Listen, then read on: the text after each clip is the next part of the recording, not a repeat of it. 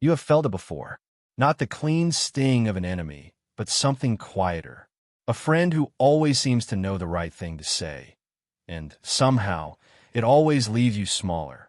A colleague who supports your ideas in the meeting and dismantles them in the hallway. Someone who calls themselves loyal while cataloging your weaknesses with the precision of someone who has been keeping notes. These are not strangers. That is what makes it difficult. Strangers who wish you harm are easy to walk away from.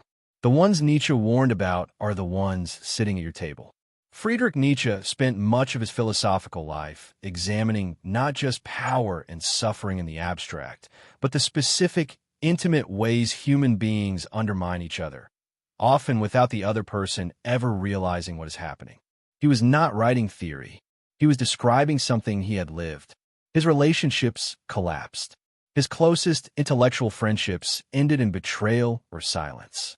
He understood, from the inside, how certain kinds of people attach themselves to you not because they value you, but because they need something from you, your energy, your confidence, your reflected light, and will quietly drain it until there is nothing left to take. What he left behind is not a list of villains. It is something more uncomfortable than that. It is a mirror. If this is already landing, hit subscribe and tell us in the comments where in the world you're watching from today. The first type of person Nietzsche would have recognized immediately is the one who builds their identity entirely on your approval and punishes you quietly and consistently whenever you withhold it. Not with anger, with withdrawal, with a particular kind of coldness that never quite becomes a confrontation you can address directly. Nietzsche called the hunger for external validation a symptom of what he described as the herd instinct. The tendency of those who have never developed genuine self-worth to borrow it from the people around them. In Thus Spoke Zarathustra, he wrote that the man who cannot give to himself steals from others. He did not mean money. He meant attention, reassurance, the constant renewal of being told you matter. You know this person. They reach out most often when they are struggling. And when you're struggling, they disappear, not cruelly, just conveniently. Your wins make them quiet. Your losses make them suddenly available. The relationship has an invisible current running through it, and the current only flows in one direction. What makes them dangerous is not malice. It is the demand they make on you without ever naming it. There is no conversation to have, no grievance to resolve. The transaction is simply assumed. You give, they take, and if you ever stop giving, if you become unavailable, if you pursue something that doesn't include them, if you simply have a period where you need to be received rather than give, the coldness arrives. No explanation, just the signal. You have failed to provide what you owe. Nietzsche's answer to this type was not sympathy. His answer was clarity. A person who cannot generate their own sense of worth cannot be fixed by your generosity. Every time you fill the space they refuse to fill themselves, you delay the reckoning they need. More than that, you train them to keep demanding. The kindest thing is also the most uncomfortable thing, which is to stop being the source. The second type is harder to name because they present themselves as exactly what you want, an honest voice. Someone brave enough to tell you what others won't. They criticize freely, and they do it under the banner of care. I'm saying this because I want you to succeed. Most people won't tell you this, but I will. I just don't want to see you embarrassed. Nietzsche described a particular kind of person who uses moral language, the language of virtue, honesty, concern, as a weapon dressed as a gift. He called this one of the defining features of raisonnement, the transformation of one's inability to act into a moral position that punishes those who can. The person who is not building anything criticizes those who are.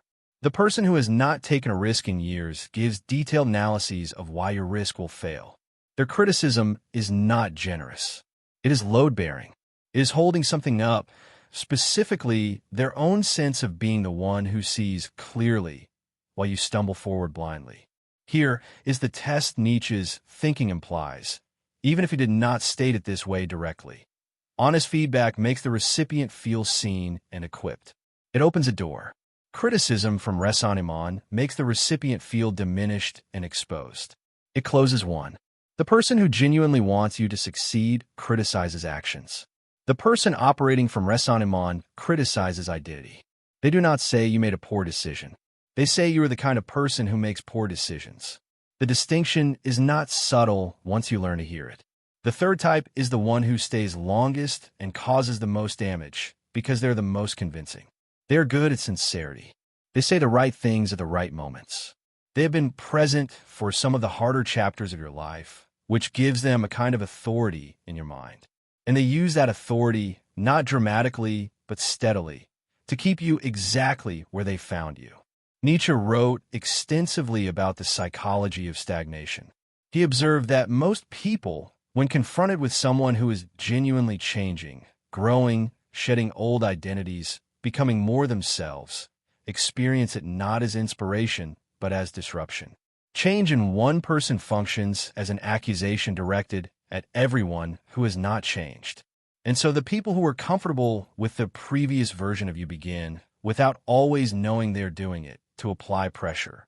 Not loud pressure, quiet pressure. The offhand remark that reminds you of a failure you thought you had moved past. The old story told at a gathering that frames you in a way you no longer recognize. The concern that surfaces exactly when you're on the edge of something new. Are you sure about this? Is this really you? I just don't want to see you get hurt. It sounds like love. It functions like a fence. What makes this person genuinely dangerous is that they're not entirely wrong about you. They knew an older version of you, and they are appealing to it faithfully. The failure they are referencing was real. The doubt they are naming has some purchase. They are not inventing the past. They are simply insisting that it is also your future. Nietzsche's concept of amor fati, the love of fate, the embrace of becoming, is in direct opposition to this. He did not argue that you should be indifferent to your history. He argued that you should not be imprisoned by it. The person who holds you to an earlier version of yourself is not honoring you. They are collecting you. And the question is whether you will allow the collection to continue. The fourth type operates entirely in the background, which is why most people never fully register what they are doing. They do not criticize you. They agree with you. They validate you, sometimes effusively. And then they take what they have learned and use it elsewhere, to other people in other rooms without you. Nietzsche was deeply skeptical of people who are universally agreeable.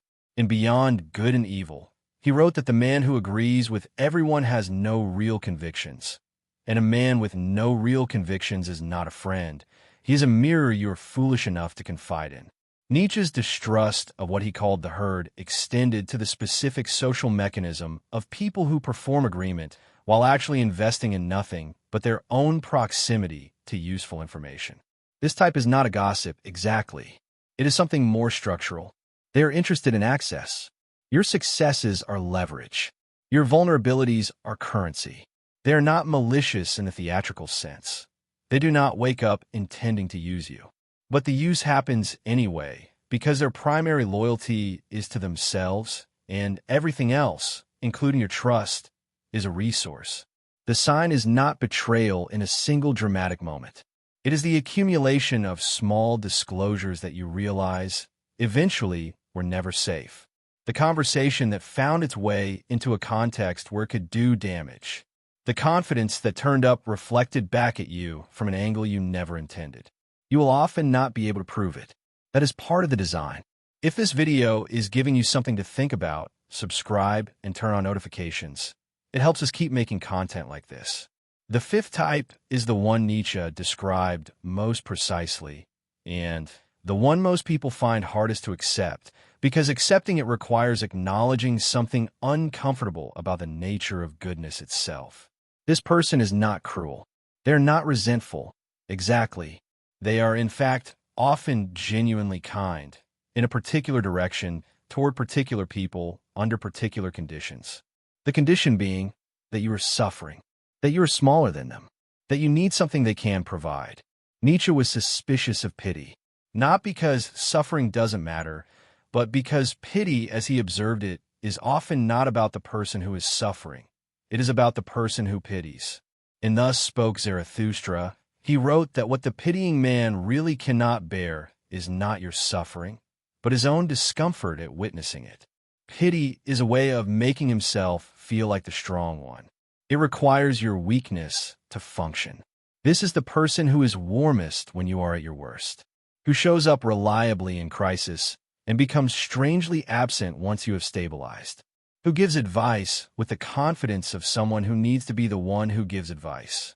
When you stop needing them, when you actually become the thing they claim to want to help you become, something shifts. They're no longer the helpful one. And the helpful one was the only self they knew how to offer. The danger here is that their kindness was real. You are not misremembering it. The help they gave you during a dark period was genuine. But it was conditional in a way that was never stated aloud. Conditional on you remaining the recipient of it. The moment you outgrow the condition, the warmth cools, and you are left wondering what you did wrong. You did not do anything wrong. You got better, and they needed you not to. Knowing these 5 types exists as information. It sits in the mind as a kind of taxonomy, useful for recognition, but not yet useful for anything else. Nietzsche's deeper contribution was not the identification of who to distrust. It was the examination of why we keep trusting them, and what that pattern reveals about us. The honest answer, the one Nietzsche would not soften, is this: we tolerate these people because they serve something in us. The approval seeker keeps us feeling needed. The false critic keeps us in the familiar discomfort of self-doubt, which at least feels like honesty. The one who holds us to an older self confirms the part of us that is afraid the old self was the real one. The agreeable one who uses us lets us believe we are interesting enough to be used. And the one who needs or suffering gives us the experience of being helped, which is also, quietly, uncomfortably, the experience of being seen. None of this makes the harm less real, but it changes the question. The question is no longer only what is wrong with them. It is also what you have been getting from the arrangement. Nietzsche did not believe in clean breaks or in the comfortable fiction that recognizing a problem resolves it. What he believed in was will, specifically the will to stop organizing your life around the approval of people who cannot genuinely give it. In The Gay Science, he wrote that the secret to the greatest fruitfulness and the greatest enjoyment of existence is to live dangerously. He did not mean physical danger. He meant the danger of actually being yourself, in front of people, without the constant management of how you are received. That is harder than it sounds. We are trained from childhood to read the room, to adjust, to make the people around us comfortable with who we are. The 5 types exploit this training precisely. They're not holding you captive with chains. They're holding you captive with your own reflexes, your need to be approved of, to be useful, to be the person who does not cause disruption. The shift Nietzsche offers is not the one self-help reaches for. He does not say, cut these people off and find better ones. He says something more demanding. He says, become someone who does not need to manage the discomfort of others in order to feel safe. Become someone whose inner life is not held hostage by the reactions of people who cannot afford to see you grow. This is what he meant by the Übermensch, not the cartoonish figure it has been turned into, but the specific psychological task of becoming the source of your own values rather than borrowing them from the crowd. A person who has done that work does not become cold. They do not become indifferent. What they become is harder to manipulate, not because they have built walls, but because the doors that these 5 types used to walk through, the need for approval, the susceptibility to pity, the fear of being seen as difficult, those doors no longer open as easily. This is the work. It is not a single decision. It is the accumulated weight of small choices. The choice not to explain yourself to someone who has already decided what you are, the choice not to fill the silence that someone else is using as a lever, the choice to let a relationship cool rather than perform warmth you no longer feel. Each of these choices is minor on its own. Together, they constitute a different kind of life. Nietzsche was not optimistic about how many people would do this work. He was quite direct about the fact that most people find the herd more comfortable than the alternative. The noise of other people's opinions is, at least, noise you know. The silence of your own judgment is unfamiliar. But he also believed, and this is what he gave his life to writing, that the people who do the work become something worth being. Not because the world rewards it, it often does not, but because the alternative is a life spent in the management of other people's smallness, mistaking that management for loyalty, calling that loyalty love. There's a specific kind of loneliness that comes from being surrounded by these 5 types and not yet having named them. It is the loneliness of the person who keeps giving and keeps noticing something is wrong, but cannot locate the source of the wrongness. They are not alone. The room is full, but they are not met. And the difference between a room full of people and a single person who actually sees you is not a small difference. It is the difference between a life that looks like connection and a life that actually is. Nietzsche's answer is not to find that one person and cling to them. His answer is to become someone who can tell the difference. Someone who knows what it feels like to be genuinely seen, not because it happens all the time, but because you have stopped settling for the performance of it.